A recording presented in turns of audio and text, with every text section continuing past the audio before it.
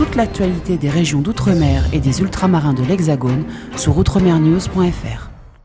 La France n'est pas concernée, ni des territoires français. Ceci étant, ce que ça montre, c'est que Donald Trump est dans une logique d'isolationnisme total, comme il l'avait promis pendant sa campagne électorale, qui a été une campagne extrêmement populiste, et que bien évidemment, dans les Outre-mer, qui sont par proximité aussi dans les questions économiques, dans la circulation des hommes et des femmes en lien avec le monde américain et notamment les États-Unis, cela pourrait avoir à terme des conséquences parce que, au-delà de ce décret, ce qui est inquiétant, ce décret l'est déjà en soi pour ceux qui sont directement visés, mais ce qui est inquiétant, c'est la dynamique que ça montre, la dynamique de fermeture, la dynamique de barrière, la dynamique de mur. Donc tout le monde peut être concerné à terme par cette politique totalement folle mise en place par le président américain.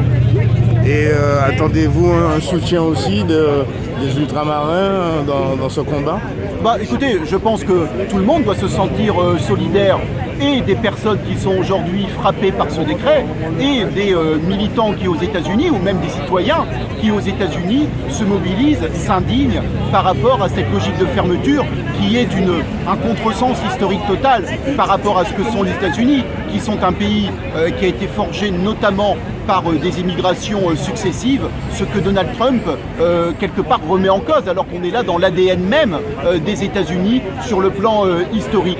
Donc tout le monde doit se sentir concerné, parce que lorsqu'on est face à un personnage aussi fidèle, malheureusement, à la campagne qu'il a menée, et on a vu à quel point elle avait déjà été inquiétante, eh bien la foudre de ce personnage peut frapper n'importe qui. Juif de France, et qui est soutenu par de nombreuses organisations dont certaines diront un mot juste après, eh bien nous voulons marquer le coup pour dire qu'il n'est pas neutre pour nous qu'une démocratie comme les États-Unis soit aujourd'hui dirigée par un personnage qui prend des actes d'une extrême gravité, un personnage qui commence son mandat comme il a fini sa campagne, à savoir avec des accents populistes, avec des accents racistes, avec des accents de xénophobie et d'isolationnisme.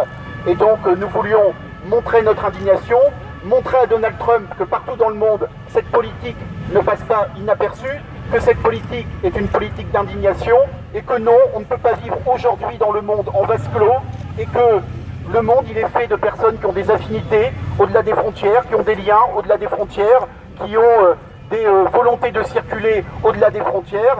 Et nous voulions aussi, peut-être de façon plus fondamentale, parce que je suis assez sceptique sur le fait que Donald Trump nous écoute et soit sensible à notre rassemblement, nous voulions surtout, avant tout, soutenir ceux qui, aux États-Unis, se battent aujourd'hui contre ce décret, sont engagés dans une bataille judiciaire, dans une bataille d'opinion publique, pour créer un rapport de force dont nous pensons qu'il est la seule façon de stopper ce personnage totalement ubuesque.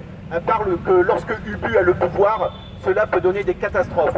Je rappellerai également, pour terminer, que nous sommes face à un personnage qui a truffé son administration de personnes racistes, de personnes homophobes, de personnes sexistes, de personnes complotistes. Et je voulais enfin rappeler que ce personnage, en quelques jours, a réussi à se fâcher avec la Chine, avec les autres pays asiatiques, avec le Canada, avec le Mexique, avec l'Europe et avec les pays musulmans. C'est quand même quelque chose d'assez exceptionnel que nous ne mettrons pas à son crédit positif.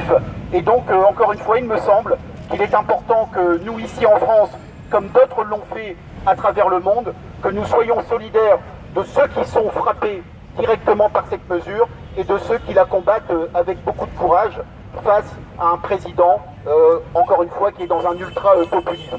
Je vous remercie énormément. Je me permets de saluer, puisqu'il ne prendra pas la parole, puisqu'il ne l'a pas souhaité, Pierre-Henri, le directeur général de France Terre d'Asile, et je passe la parole à Sacha Gozlan, président de l'Union des étudiants juifs de France, qui a initié ce rassemblement avec nous. Merci beaucoup pour votre présence.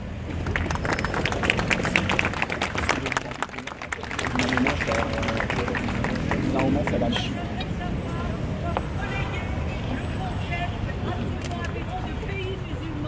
Il n'y a pas de pays musulman. Ok.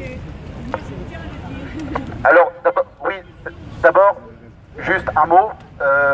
Nous sommes ici pour des discours contre Donald Trump, donc si on pouvait éviter des polémiques qui n'ont pas lieu d'être. Par ailleurs, j'ai dit des pays majoritairement musulmans, et c'est d'ailleurs pour cela qu'ils ont été ciblés par Donald Trump, qui a dû se rendre compte de cette particularité. Bonsoir à tous. Si nous sommes réunis ce soir, place de la Madeleine, c'est pour dire notre refus de la peur. Pour dire que nous refusons un monde qui serait gouverné par la peur. Parce que depuis son entrée en fonction, le président des États-Unis, Donald Trump, ne prend que des mesures qui sont destinées à replier les États-Unis sur eux-mêmes.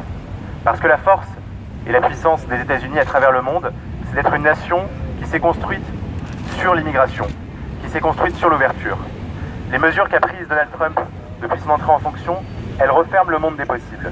Et en tant qu'étudiant juif de France, nous savons à quel point il est dangereux lorsque des dirigeants de grandes nations ferment leurs portes aux étrangers. Parce que aujourd'hui, Donald Trump s'en prend aux Mexicains, il s'en prend aux Chinois, il s'en prend aux musulmans en les essentialisant, en assimilant tous les musulmans à des terroristes alors qu'il n'en est rien. Et nous savons, parce que nous connaissons l'histoire juive, l'histoire du peuple juif, qu'elle est émaillée de persécutions. Nous savons que lorsqu'une grande nation prend ce type de mesures, cela est très dangereux. Et il faut reconnaître que la semaine dernière, nous avons eu un échantillon qui nous a montré ce à quoi il était prêt.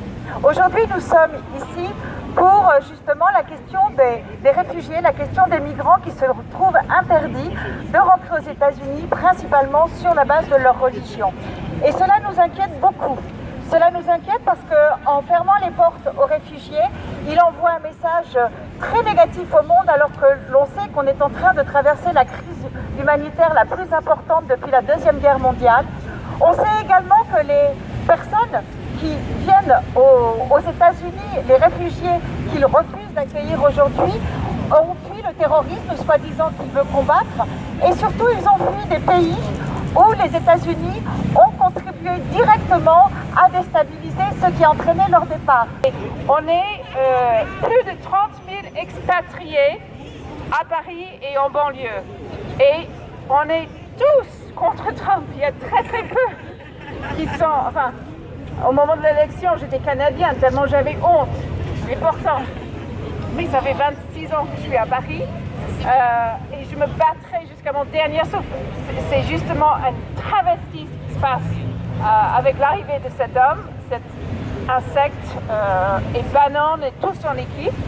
Donc ça touche les expatriés de vous voir, les Français, les Parisiens, nous soutenir dans cette bataille parce qu'il faut qu'on reste unis. Je suis venu donc à cette manifestation pour lutter contre la xénophobie et le racisme de Trump.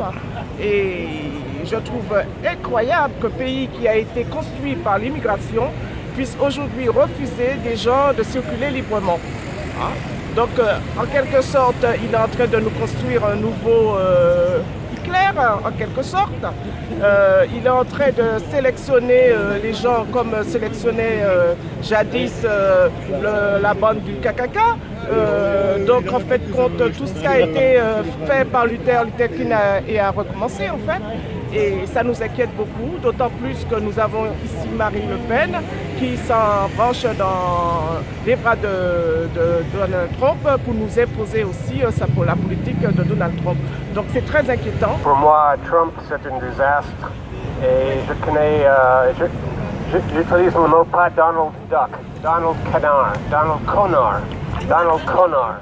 Et je vous remercie 1000 fois, 2000 fois, 3000 fois pour être ici ce soir et on reste en contact parce que c'est horrible là-bas et merci beaucoup. Vous êtes témoin d'un événement ? Envoyez vos photos ou vidéos à contact@outremernews.fr.